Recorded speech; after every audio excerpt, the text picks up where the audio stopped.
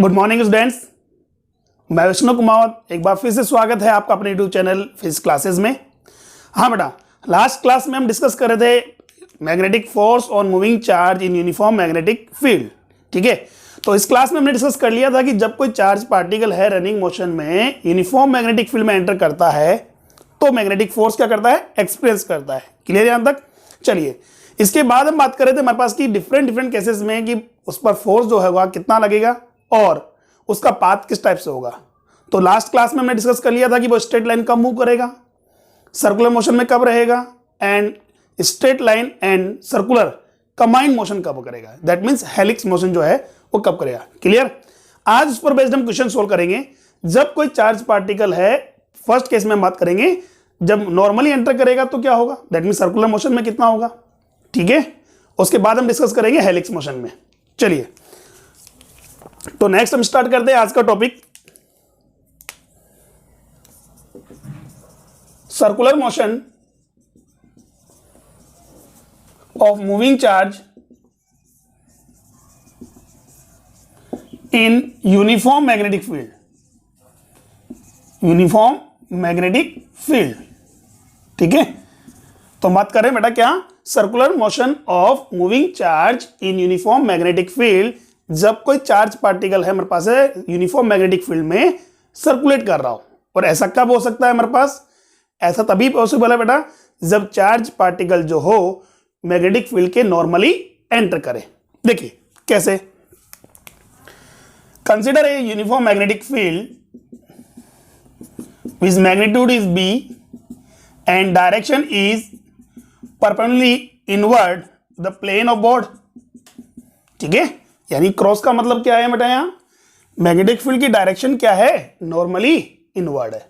अच्छा, डायरेक्शन यहां डिनोट कर दे हम, it's a X axis, Y axis and this Z axis. ठीक है, ये हमारे पास एक्स एक्सिस है towards to right, upward Y axis, and outward जो है वो क्या है बेटा, जेड एक्सिस। क्लियर? अभी बात करें तो मैग्नेटिक फील्ड की तरफ बेटा इनवर्ड, दैट मीन्स अगर इसका मैग्नीट्यूड अगर शो करना हो या मैग्नेटिक फील्ड शो करना हो तो क्या करेंगे बेटा हम, मैग्नीट्यूड तो है बी, डायरेक्शन क्या होगी, माइनस के कैप। क्या होगी बेटा, माइनस के कैप। ऐसा क्यों? बिकॉज आउटवर्ड तो पॉजिटिव जे कैप है, के कैप सॉरी, तो इनवर्ड क्या हो जाएगा, नेगेटिव। चलिए, अब देखिए हमारे पास कोई क्यू चार्ज पार्टिकल है v वेलोसिटी से। देखिए वेलोसिटी दैट इसका स्पीड कितना गिवन है, v गिवन है, और डायरेक्शन क्या है बेटा, आई कैप है। यूनिफॉर्म मैग्नेटिक फील्ड में क्या कर रहा है बेटा, नॉर्मली एंटर कर रहा है।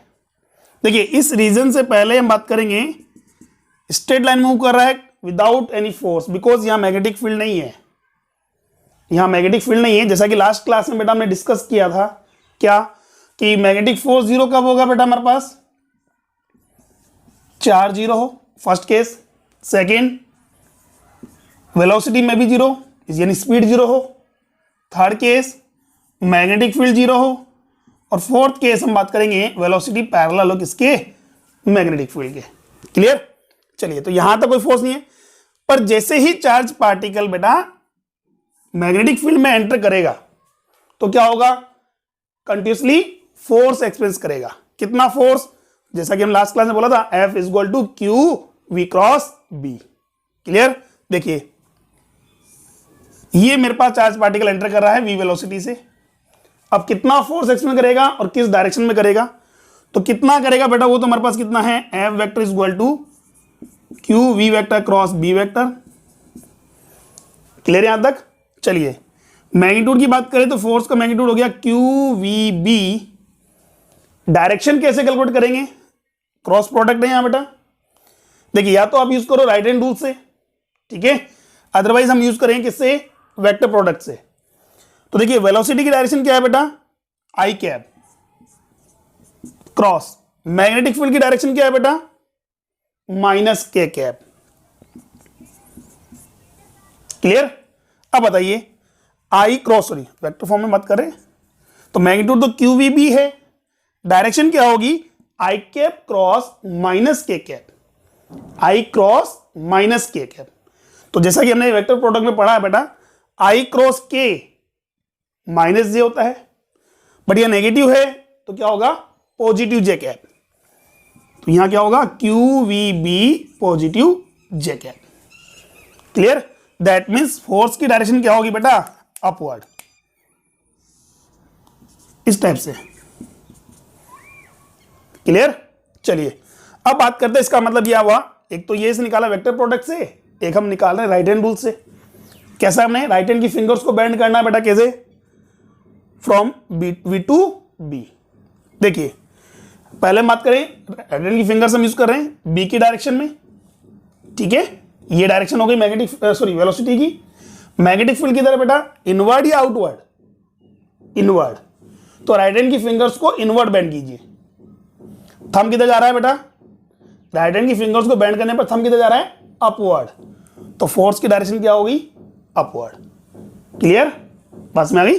अब उसका पाथ मेरे पास कैसा हो जाएगा, ऐसा करने पर उसका पाथ जो होगा वो मेरे पास होगा सर्कुलर मोशन में। कैसा होगा, सर्कुलर। जैसा कि हमने पहले बोला, ऐसा नहीं है कि भाई ये फोर्स जो है वन टाइम ही हमारे पास परपेंडिकुलर होगा, कंटिन्यूसली जैसे बात करें, वेलोसिटी यहां आ गई तो फोर्स की डायरेक्शन ये होगी, वेलोसिटी ये आ गई तो फोर्स की डायरेक्शन ये होगी, वेलोसिटी ये आ गई तो फोर्स की डायरेक्शन ये होगी। ठीक है? तो इस पर जो वर्किंग कंटिन्यूसली जो वर्किंग जो मैग्नेटिक फोर्स है वो वेलोसिटी की क्या रहेगा, परपेंडिकुलर होगा। क्लियर? और जैसा कि हमने पहले ही बोला, जब कोई ऑब्जेक्ट है कंटिन्यूसली परपेंडिकुलर फोर्स एक्सपीरियंस करता है, दैट मींस उसका पाथ कैसा होता है, सर्कुलर मोशन। ठीक है? अब बात ये आ रही है, ये तो मैग्नेटिक फोर्स है। अब हमने कहा पाथ बिकम्स कैसा हो जाएगा बेटा, circular, because force is perpendicular to velocity. Clear? अच्छा ठीक है, सर्कुलर मोशन के लिए क्या रिक्वायर्ड है, सर्कुलर मोशन के लिए क्या चाहिए, सेंट्रीपेटल फोर्स। भाई हमने कहा जब कोई पार्टिकल हमारे पास है या कोई भी ऑब्जेक्ट है सर्कुलर मोशन में होगा तो it need a centripetal force. ठीक है? तो सेंट्रीपेटल फोर्स कौन प्रोवाइड करेगा, ये मैग्नेटिक फोर्स ही क्या करेगा बेटा, उसको सेंट्रीपेटल फोर्स प्रोवाइड करेगा। क्लियर? ये जो मैग्नेटिक फोर्स है वही क्या करेगा, उसको सेंट्रीपेटल फोर्स प्रोवाइड करेगा। दैट मीन्स यहां से हम बात करें तो रिक्वायर्ड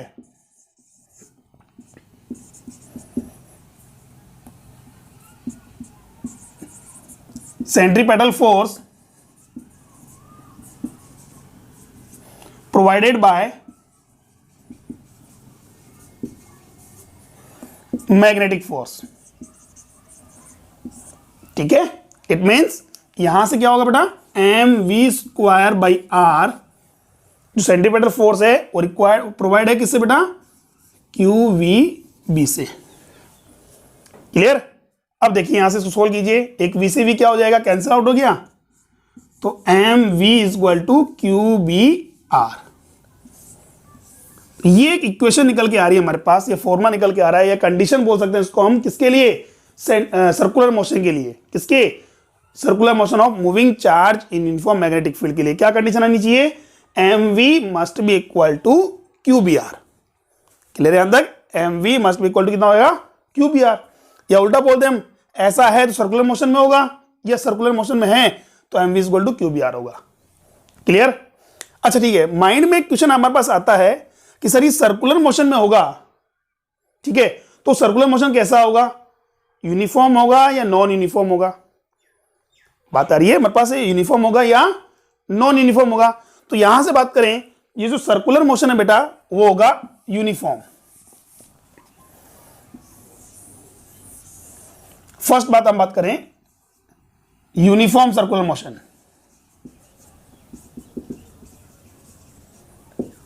अच्छा ठीक है सर, यूनिफॉर्म सर्कुलर मोशन ही क्यों, नॉन यूनिफॉर्म क्यों नहीं, सर कंटिन्यूसली फोर्स वर्क कर रहा है उसके ऊपर, वेलोसिटी में चेंजेस आना चाहिए, बिल्कुल होता है, फोर्स वर्क कर रहा है, वेलोसिटी में चेंजेस भी आएगा, बट स्पीड रिमेन्स अनचेंज। जैसा कि हमने लास्ट क्लास में बोला था इंपॉर्टेंट पॉइंट्स में बेटा, कि मैग्नेटिक फोर्स से या मैग्नेटिक फोर्स का जो वर्क डन है कितना होता है, जीरो होता है। वेरी गुड, कितना होता है बेटा, जीरो होता है। तो काइनेटिक एनर्जी में चेंजेस कितना आएगा, जीरो। दैट मींस की स्पीड में कोई चेंजेस नहीं आएगा। ठीक है। और अगर कोई भी पार्टिकल या ऑब्जेक्ट जो हमारे पास है सर्कुलर पाथ पर कांस्टेंट स्पीड से मूव करता है तो उसका जो मोशन होता है कौन सा होता है, यूनिफॉर्म सर्कुलर मोशन। क्लियर। चलिए नेक्स्ट सेकंड बात करें, हमारे माइंड में क्वेश्चन आता है सर सर्कुलर मोशन में अगर है तो उसकी रेडियस क्या होगी, सर्कुलर मोशन में है तो उसकी रेडियस क्या होगी, ठीक है, और कितने टाइम में वो अपना सर्कुलर मोशन कंप्लीट करेगा। क्लियर। तो फर्स्ट हम बात करते हैं रेडियस ऑफ सर्कुलर पाथ, ठीक है। कैसे निकालेंगे, देखिए कंडीशन हमारे पास क्या आई बेटा, M V is equal to Q B R, ठीक है। तो यहां से बात करेंगे रेडियस, रेडियस ऑफ सर्किल की बात करें तो क्या बोले मैडम, यहां से देखिए Q B R equal to M V, Q B R equal to M V. तो यहां से बेटा आर क्या होगा, M V by Q B R, sorry Q B, R का वैल्यू कितना हो गया, M V by Q B. इस फॉर्मूले की हेल्प से क्या कर सकते हैं बेटा, हम उस सर्कुलर ट्रैक का या सर्कुलर पाथ का बात करें रेडियस कैलकुलेट कर सकते हैं। क्लियर। चलिए अब यहां से क्या क्लियर हो रहा है, देखिए इस रिजल्ट से हमें क्या क्लियर हो रहा है, ये क्लियर है मेरे पास कि रेडियस जो है वो डायरेक्टली प्रोपोर्शनल है मास के। जिस ऑब्जेक्ट का मास जितना ज्यादा होगा उसका सर्कुलर ट्रैक उतना ही लार्ज होगा, ठीक है, बड़ा होगा। आर डायरेक्टली प्रोपोर्शनल है किसके, वेलोसिटी के, इनवर्सली प्रोपोर्शनल है किसके, चार्ज के, और इनवर्सली अगेन इनवर्सली प्रोपोर्शनल किसके, मैग्नेटिक फील्ड के। क्लियर यहां तक। तो ये है हमारे पास रेडियस ऑफ सर्कुलर पाथ। अच्छा ठीक है, इतना हो गया हमारे पास। अब माइंड में क्वेश्चन आता है हमारे पास कि सर सर्कुलर ट्रैक हमने निकाल ली, रेडियस निकाल लिया है, स्पीड हमारे पास है वो अनचेंज है, स्पीड तो हमारे पास कोई चेंज हो ही नहीं रही है।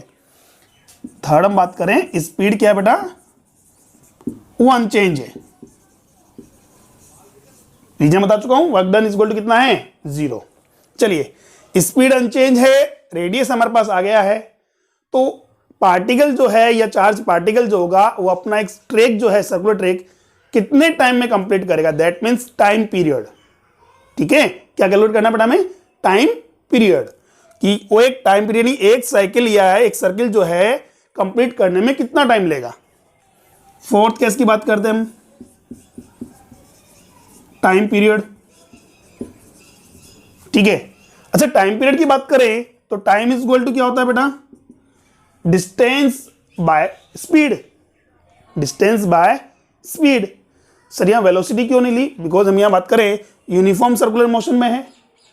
ठीक है, तो डिस्टेंस क्या होगी यहां, तो डिस्टेंस तो होगा एक सर्किल के लिए डिस्टेंस कितना होता है, किसके इक्वल होगा, वेरी गुड, सरकमफ्रेंस के। तो यहां बात करेंगे सरकमफ्रेंस कितना हो जाएगा बेटा, 2 पाई आर, और स्पीड कितनी है, v, कितनी होगी, v। आर का वैल्यू पुट करते हैं बेटा, यहां से आर का वैल्यू कितना है, M V by Q B, ये वैल्यू आप पुट कीजिए, कितना हो गया बेटा, 2 pi by V, M V by Q B, V से भी क्या हो गया बेटा, कैंसिल आउट हो गया, दैट मीन्स टी का वैल्यू आ रहा है 2 पाई एम बाय क्यू बी, 2 पाई एम बाय क्यू बी। ठीक है, देखिए यहां से क्या क्लियर हो रहा है, यहां से क्लियर हो रहा है कि टाइम पीरियड जो है बेटा वो डायरेक्टली डिपेंड कर रहा है बेटा किस पर, मास पर, चार्ज पर, and magnitude of magnetic field पर। ठीक है, time period is depends on mass of the particle, charge of the particle, and magnitude of magnetic field. But एक चीज नोटिस किया क्या, कि time period is independent to radius and speed.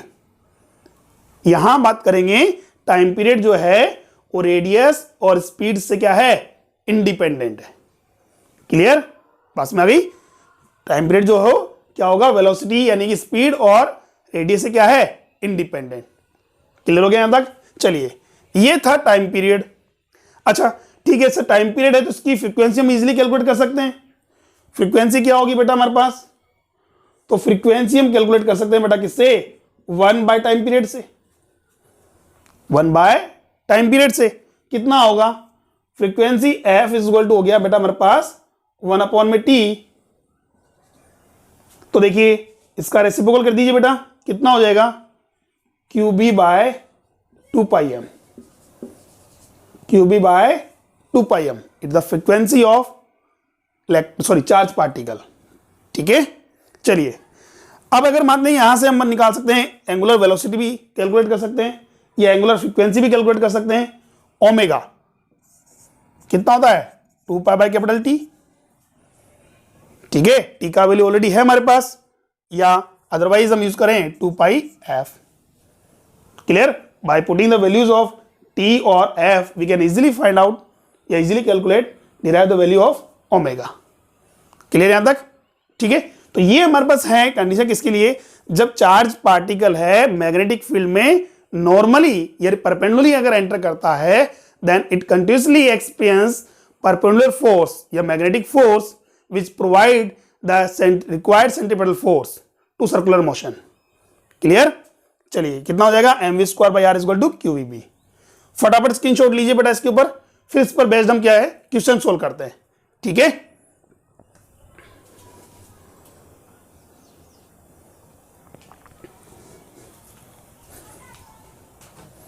Okay done.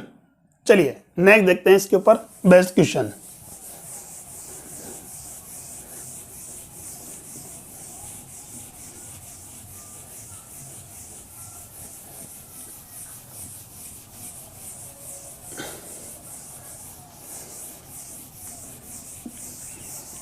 हाँ बेटा, देखिए इस पर बेसिकली देखा जाए तो तीन टाइप से क्वेश्चन पुटअप होते हैं बेटा, कंपटीशन हो या बोर्ड एग्जाम हो, तीन टाइप से क्वेश्चन पुटअप होते हैं। फर्स्ट तो हमारे पास है रेडियस टाइम पीरियड का रेशो कंपैरिजन वाले क्वेश्चंस। सेकंड आता है हमारे पास है एंगल ऑफ डेविएशन पर। ठीक है, थर्ड हमारे पास आता है टाइम इंटरवल पर। वो हम बेसिकली स्टार्ट करते हैं, फर्स्ट स्टेप बाय स्टेप चलते हैं। फर्स्ट हम सोल्व करेंगे किसे, कंपेरिजन वाले क्वेश्चन जो है। ठीक है, चलिए फर्स्ट देखिए बेटा, क्वेश्चन नंबर फर्स्ट क्या है हमारे पास, देखिए ये कोई यूनिफॉर्म मैग्नेटिक फील्ड है,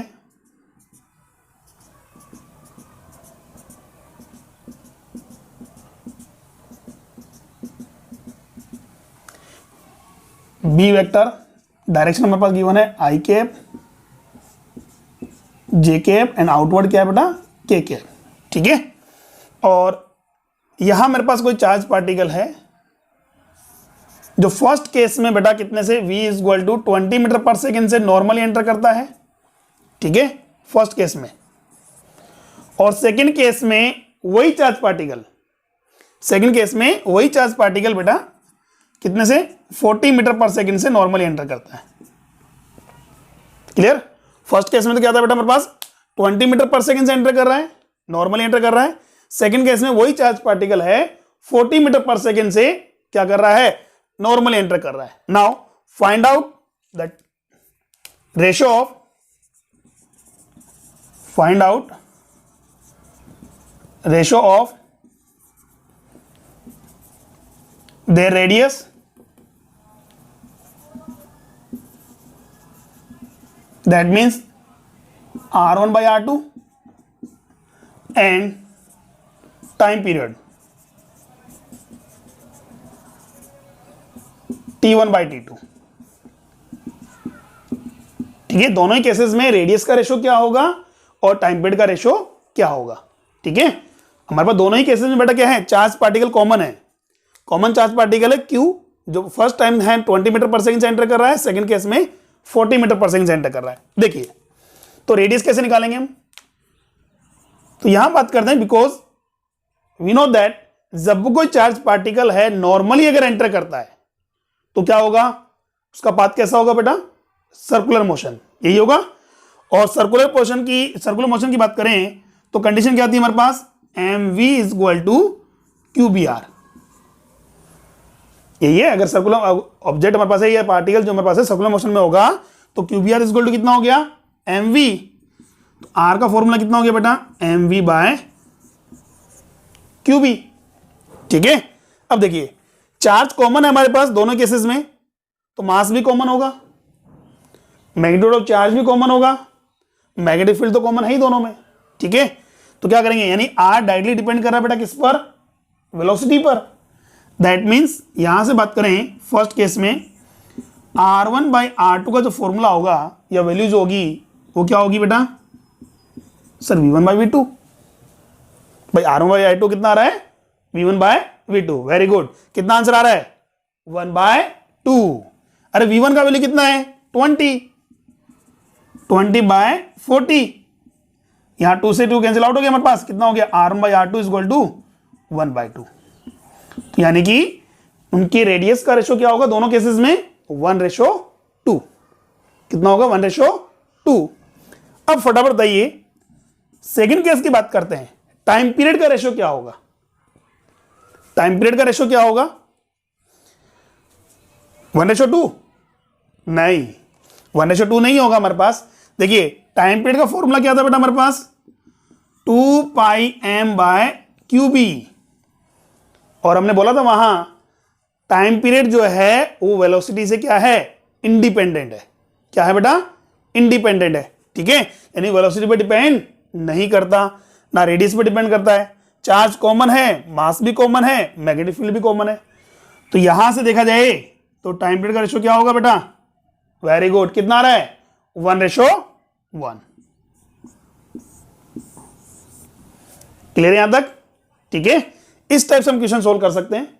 चलिए नेक्स्ट सेकंड क्वेश्चन क्या हमारे पास है, इसी पर बेस्ड हम सेकंड क्वेश्चन और देखते हैं। सेकंड क्वेश्चन क्या कहता है, अगेन यूनिफॉर्म मैग्नेटिक फील्ड है हमारे पास।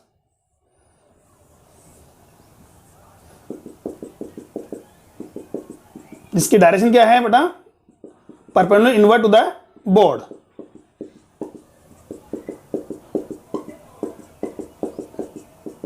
ये लिए मैग्नीट्यूड कितना की है B, और यहां बात करते हैं हमारे पास there are 3 charge particles, first proton, second neutron and third alpha. There are 3 charge particles, first of them proton, second neutron and third alpha particle are normally entering in the uniform magnetic field with the same speed. I repeat, all particles are normally entered in common magnetic field with the same speed. That means यहाँ बात करें इसका velocity भी v है, इसका भी v है, इसका भी कितना बेटा v है। ठीक है, now calculate the ratio of radius, then calculate या then find out। First question क्या बोलता है R1:R2:R3 का वैल्यू क्या होगा बेटा, एंड सेकेंड T1:T2:T3। ठीक है, क्लियर यहां तक? चलिए स्टार्ट करते हैं। सबसे पहले प्रोटॉन, न्यूट्रॉन और अल्फा। तो पहले हम बात करें व्हाट इज प्रोटॉन। प्रोटॉन क्या है हमारे पास एक पॉजिटिव चार्ज पार्टिकल है। ठीक है, और इसको हम ऐसे बात करें तो इसको ये बोल सकते हैं हम कि proton is a nucleus of hydrogen. क्या है बेटा न्यूक्लियस ऑफ हाइड्रोजन। तो प्रोटॉन हमारे पास क्या है बेटा न्यूक्लियस ऑफ हाइड्रोजन। ठीक है, क्लियर। इसको 1p1 भी कहते हैं बेटा हम, बस में आ रही है। चलिए नेक्स्ट व्हाट इज न्यूट्रॉन। अब न्यूट्रॉन क्या है, अब न्यूट्रॉन की बात करें तो देखा ये वर्ड निकला बेटा किससे ड्यूटेरियम। आपने पढ़ा होगा isotopes of hydrogen, deuterium and tritium पढ़ा हमने। ठीक है, तो ड्यूटेरियम अलग चीज है बेटा, ड्यूटेरियम एक एटम है हमारे पास। ठीक है, क्या है एटम से बात करें हमारे पास, और यहां बात करेंगे न्यूट्रॉन की। किसकी बेटा न्यूट्रॉन की। तो न्यूट्रॉन हमारे पास क्या है न्यूक्लियस है किसका ड्यूटेरियम का। ठीक है, न्यूट्रॉन क्या है बेटा न्यूक्लियस है किसका ड्यूटेरियम का। दैट मीन्स 1s2 का जो है न्यूक्लियस। अब न्यूक्लियस का मतलब इलेक्ट्रॉन इसमें इन्वॉल्व नहीं है, इलेक्ट्रॉन इन्वॉल्व नहीं है। तो क्या चार्ज पार्टिकल हुआ? बिल्कुल हुआ सर। कितना चार्ज है सर, कितने प्रोटॉन थे इसमें? सिंगल प्रोटॉन है तो इलेक्ट्रॉन भी कितने होंगे बेटा सिंगल इलेक्ट्रॉन होगा। वो इलेक्ट्रॉन इसने क्या कर दिया है इजेक्ट कर दिया है या लीव कर दिया, लेफ्ट कर दिया है। तो यहां बात करेंगे तो क्या हो गया +1। क्लियर। अच्छा ठीक है, ऐसे ही अल्फा। अच्छा मैक्सिमम स्टूडेंट्स क्या बोलते हैं बेटा कि अल्फा एक हीलियम पार्टिकल है। ठीक है, हीलियम पार्टिकल है। एक्चुअल में बेटा अल्फा जो है हीलियम पार्टिकल नहीं है, अल्फा जो है हीलियम का न्यूक्लियस है। क्या बेटा? हीलियम का न्यूक्लियस। 2He4 से डिनोट करते हैं, बिल्कुल करते हैं, बट वहां क्या यूज करते हैं, उसको न्यूक्लियस कंसिडर करते हैं हम, उसमें इलेक्ट्रॉन नहीं होता है, ठीक है। या +2 चार्ज ऑफ हीलियम, ये बात कर ले हम। अब +2 चार्ज का मतलब दोनों दो, उसके बाद 2 इलेक्ट्रॉन है, 2 इलेक्ट्रॉन उसने क्या कर दिए, इजेक्ट कर दिए, ठीक है, बस में आ गई। तो यहां मेरे पास क्या हो जाएगा, अल्फा जो है 2He4। अब ये बताने का रीजन क्या है हमारे पास, देखिए फर्स्ट ऑफ दिन हम पता करेंगे, उसके बाद चार्ज क्या होगा, इसको मैं बोल दूं 1p1। चार्ज की बात करते हैं तो इसको तो +E कंसिडर करेंगे हम। यहां क्या कंसिडर करेंगे बेटा, यहां भी 1 सिंगल एटम है, सॉरी सिंगल प्रोटॉन है, सिंगल इलेक्ट्रॉन था इसके पास, इसको भी +E कंसिडर करेंगे। अल्फा पर चार्ज कितना होगा, सो 2 इलेक्ट्रॉन रिमूव किए इसने, तो कितना हो जाएगा +2E, ठीक है। नेक्स्ट सेकेंड बात आती है इसकी मास की। तो देखिए प्रोटॉन, तो इसमें केवल सिंगल न्यूक्लियन है, कौन सा, सेल्फ प्रोटॉन। न्यूक्लियन की बात करें ना भाई, एलिमेंट ऑफ न्यूक्लियस की बात करते हो क्या होता है, न्यूक्लियॉन्स। यहां बात करें मास नंबर कितना है, यहां 2, दैट मींस इसमें नंबर ऑफ न्यूक्लियॉन्स कितने हैं, 2 हैं, ठीक है। और न्यूक्लियॉन्स में प्रोटॉन और न्यूट्रॉन इन्वॉल्व होते हैं। न्यूट्रॉन का मास प्रोटॉन के मास के अप्रॉक्स इक्वल होता है, वैसे लाइटली अगर अबव होता है हमारा उससे ज्यादा होता है, बट अप्रॉक्स इक्वल कंसिडर कर सकते हैं यहां हम। यहां कितने हैं, 4 न्यूक्लियॉन्स। तो यहां अगर मैं इसको मास m कंसिडर करूं तो न्यूट्रॉन का मास कितना कंसिडर करेंगे बेटा, हम 2m कंसिडर करेंगे, और अल्फा कितना करेंगे बेटा, 4m कंसिडर करेंगे। क्लियर? अब आ जाइए क्वेश्चंस पर। क्या बेटा, R1:R2:R3, तो बिकॉज R का फॉर्मूला क्या है बेटा, mv/qb, mv/qb। देखिए स्पीड हमारे पास कॉमन दे रखी है, मैग्नीट्यूड ऑफ मैग्नेटिक फील्ड भी कॉमन है हमारे पास, तो रेडियस डिपेंड कर रही है बेटा किस पर, मास एंड चार्ज पर। तो प्रोटॉन की बात करते हैं तो कितना हो गया बेटा हमारे पास, m, और चार्ज कितना होगा बेटा, E। V और B कॉमन चल रहा है, ठीक है। चलिए नेक्स्ट हम बात करते हैं न्यूट्रॉन के लिए। तो न्यूट्रॉन के लिए क्या होगा बेटा हमारे पास, मास तो कितना हो गया 2m, चार्ज कितना हो गया ओनली E, 2m/EB। थर्ड हम बात करते हैं किसके लिए बेटा, अल्फा पार्टिकल के लिए। कितना होगा, मास कितना है, मास तो मैं सर हमारे पास 4 टाइम्स हो गया 4mv, और चार्ज कितना है डबल, दैट मीन्स 2EB। अब इस फॉर्मूले की हेल्प से आप क्या कर सकते हैं, RP रेशो, अच्छा ये प्रोटॉन से है बेटा, प्रोटॉन न्यूट्रॉन एंड अल्फा, ठीक है। RP ratio R neutron ratio R alpha कितना होगा, देखिए mv/EB कॉमन चल रहा है, mv/EB कॉमन चल रहा है, mv/EB, तो 1:2:2, 4/2 है यहां, कितना हो जाएगा 1:2:2। ये आ गया हमारे पास आंसर किसका, रेडियस का रेशो। क्लियर यहां तक, ठीक है। चलिए नेक्स्ट हम बात करते हैं सर टाइम पीरियड का रेशो कैसे कैलकुलेट करेंगे, वो भी देखिए, फटाफट स्क्रीनशॉट लीजिए, रफ करना पड़ेगा बेटा में। ओके चलिए यहां से बात करते हैं नेक्स्ट, टाइम पीरियड का रेशो क्या होगा। तो देखिए टाइम पीरियड का जो रेशो होगा हमारे पास है T1 ratio, T2 ratio, T3, ये हमें कैलकुलेट करना है, या सॉरी प्रोटॉन न्यूट्रॉन और अल्फा, ठीक है। तो पहले हम पता करेंगे टाइम पीरियड का फॉर्मूला क्या है। तो टाइम पीरियड का फॉर्मूला होता है T इक्वल टू, क्या होता है, फटाफट रिप्लाई कीजिए, T इक्वल टू कितना होगा, वेरी गुड, कितना होता है 2πm/qb, कितना होता है 2πm/qb। अब देखिए अगेन हम बात करेंगे, वहां मेरे पास क्या था, मास बाई चार्ज के डायरेक्टली प्रोपोर्शनल था, यहां भी मास बाई चार्ज के डायरेक्टली प्रोपोर्शनल है, स्पीड पर डिपेंड नहीं करता, स्पीड से क्या होता है इंडिपेंडेंट होता है। क्लियर, चलिए तो यहां से हमारे पास फॉर्मूला क्या हो जाएगा, अगेन तो बोल सकते हैं हमारे पास T P ratio T D ratio T alpha कितना होगा 1:2:2। ठीक है, क्लियर है यहां तक। If proton, neutron and alpha are moving with the same speed and normally enter the common uniform magnetic field, then all particles are in circular motion and the ratio of their radius would be 1:2:3 respectively, 1:2:2 respectively, and time period का ratio भी क्या होगा, same होगा। Clear यहां तक। चलिए अब इसी पर बेस्ड एक क्वेश्चन और देखते हैं बेटा हम। क्या,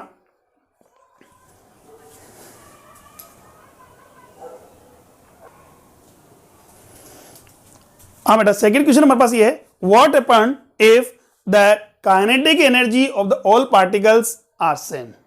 अभी हमारे पास क्या गिवन था, स्पीड कॉमन थी उनकी। ठीक है, स्पीड क्या है, कॉमन थी।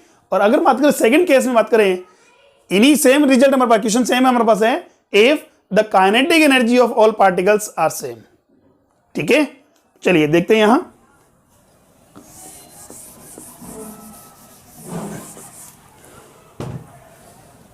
सेकंड क्वेश्चन इसी का मान लें, थर्ड क्वेश्चन हो गया बेटा, what effect if kinetic energy of all particles is same या इक्वल। ठीक है, तो अगेन हमें क्या कैलकुलेट करना है, RP ratio R D ratio R alpha और टी1 ratio TP ratio T D ratio T alpha. Clear, चलिए स्टार्ट करते हैं। देखिए इससे प्रीवियस क्वेश्चन में हमारे पास क्या गिवन था कि स्पीड गिवन थी और स्पीड क्या थी बेटा, इक्वल थी। यहां हमारे पास स्पीड गिवन नहीं है, अब हमें क्या गिवन है, काइनेटिक एनर्जी गिवन है। ये काइनेटिक एनर्जी क्या है, इक्वल है। अब क्या होगा देखिए, तो हमें क्या करना पड़ेगा, फॉर्मूला जो है हमारे पास है रेडियस का फॉर्मूला, रेडियस कैलकुलेट करना है, एक टाइम पीरियड कैलकुलेट करना है।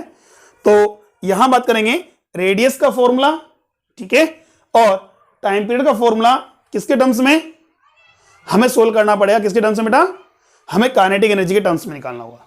क्लियर, देखिए फॉर्मूला क्या है बेटा हमारे पास, देखिए Q is equal to because mv is equal to QBR। तो यहां से बात करें R इज इक्वल टू कितना हो जाएगा बेटा, mv बाय QB। कितना हो जाएगा, mv बाय QB। अब देखिए mv क्या है हमारे पास, momentum, mass into velocity, mass into velocity, momentum है हमारे पास। चलिए तो बट मोमेंटम का फॉर्मूला क्या होता है, because P can be write momentum is equal to 2me। Sir कैसे आया, अरे फॉर्मूला हमने पढ़ा है, काइनेटिक एनर्जी हाफ mv² होती है, मास से मल्टीप्लाई कीजिए, डिवाइड भी कर दिया हमने। तो ये क्या हो गया बेटा हमारे पास, m² v², that means p² by 2m। तो यहां से p का वैल्यू कैलकुलेट कर सकते हैं हम, p का वैल्यू हो जाएगा √2me। तो r का फॉर्मूला क्या होगा बेटा हमारे पास, √2me अपॉन QB। ठीक है, E कॉमन है हमारे पास, B भी कॉमन है, भाई काइनेटिक एनर्जी कॉमन गिवन है और मैग्नेटिक फील्ड तो कॉमन है ही हमारे पास। ठीक है, तो क्या करेंगे बेटा हम, RP के लिए क्या होगा बेटा, वैल्यू पुट कीजिए हमारे पास। यहां हमारी बात करें तो देखिए, proton, neutron, alpha, E 2E, तो यह मास m, 2m and 4m put कीजिए, कितना होगा, तो यहां से कितना हो गया 2me अपॉन EB। न्यूट्रॉन कितना होगा बेटा 4me bye EB and alpha कितना होगा, ये आएगा हमारे पास है 4 to 8me अपॉन में EB। ठीक है, अब फटाफट बताइए कि रेडियस का रेशो क्या होगा, यहां से रेडियस का रेशो क्या होगा बेटा। तो देखिए यहां बात करूं मेरे पास है तो MECB से MEEB कैंसिल आउट हो गया मेरे पास, तो RP रेशो RD रेशो मेरे पास बच रहा है R अल्फा, ये आ रहा है √2 ratio 2 ratio 2 ratio 2 √2 ratio 2 ratio 2 √2। ठीक है, रूट टू से रूट टू कैंसिल आउट हो गया, 1:√2:2। ये हमारे पास आ रहा है रेडियस का रेशो। ठीक है, सॉरी बेटा, यहां देखिए हमारे पास क्या है, एक प्रॉब्लम होगी, प्रिंटिंग मिस्टेक हम कह सकते हैं। यहां न्यूट्रॉन का चार्ज कितना यूज किया हमने, ई यूज किया है, और अल्फा का चार्ज भी कितना यूज किया बेटा हमने, ई यूज किया है। बट अल्फा का चार्ज कितना बेटा यहां 2e, कितना हो जाएगा 2e, सॉरी, तो यहां बात करेंगे कितना हो जाएगा अपॉन में 2, यहां यूज करेंगे। दोबारा देखिए इसको जो,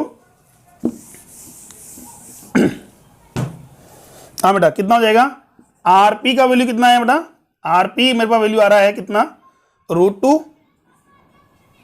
RP ratio RD ratio R alpha कितना होगा। देखिए M E by E B से M E by E B cancel out हो गया हमारे पास, तो यहां बच रहा है मेरे पास √2, यहां हो गया मेरे पास है 2 अपॉन ई या 2 ओनली, तो यहां मेरे पास बच रहा कितना बेटा, √8 यानी 2√2 अपॉन में 2। क्लियर यहां तक, कितना हो जाएगा √2:2 अपॉन 2। क्लियर। अब यहां से बात करें कितना हो जाएगा मेरे पास, यहां से देखा जाए तो मेरे पास वैल्यू आ रही है, √2 से कैंसिल आउट कीजिए, √2 से यानी 1:√2:1। ठीक है, 1:√2:1, ये हमारे पास आंसर आ रहा है।